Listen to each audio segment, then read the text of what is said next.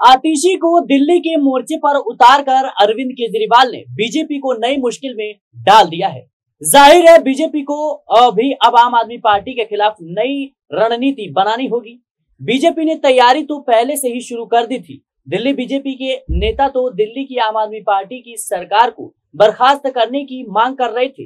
केंद्र सरकार ने बीजेपी नेताओं की मांग पर कोई कदम नहीं उठाया और जेल से आते ही अरविंद केजरीवाल ने इस्तीफे की घोषणा कर डाली।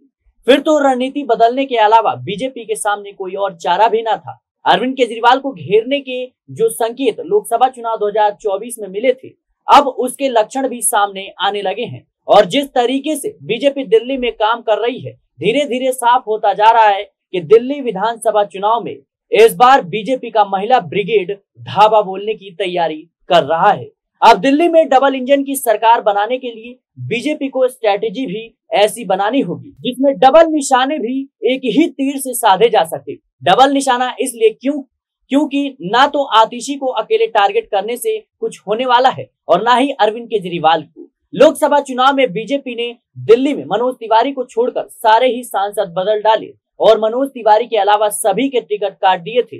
वैसे तो बीजेपी के लिए लोकसभा चुनाव में दिल्ली में खतरे वाली कोई बात नहीं लग रही थी, लेकिन बीजेपी ने एहतियाती उपाय कर लिए थे।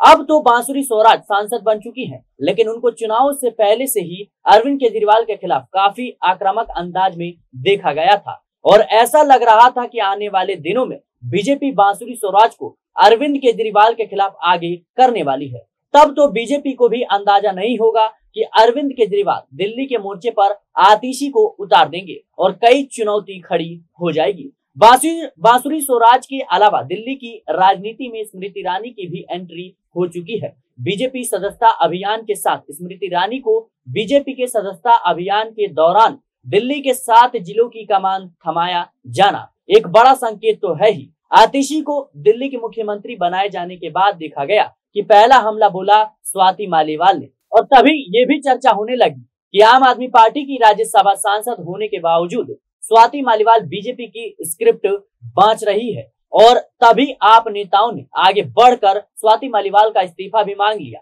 बाकी राजनीति अपनी जगह है, लेकिन स्वाति मालीवाल भी तो स्मृति ईरानी वाले मोर्चे का ही हिस्सा लग रही हैं और उसी महिला ब्रिगेड में एक और नाम चल रहा है मीनाक्षी लेखी का। इस तरह अरविंद केजरीवाल के खिलाफ बीजेपी के महिला ब्रिगेड में 4 नाम अब तक सामने आ चुके हैं। बांसुरी स्वराज, स्मृति ईरानी, स्वाति मालीवाल और मीनाक्षी लेखी। स्मृति ईरानी और मीनाक्षी लेखी पहले राहुल गांधी को घेरने की भूमिका निभा रही हैं।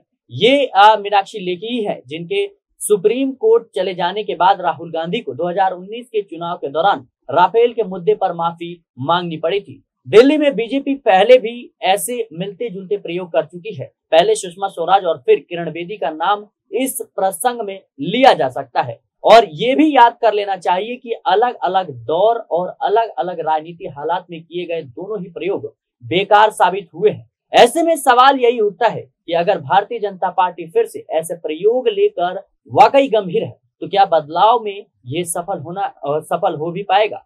फिलहाल के लिए इस रिपोर्ट में इतना ही। देश और दुनिया की तमाम खबरों के लिए बने रहना नेशनल पॉलिटिकल बाइट।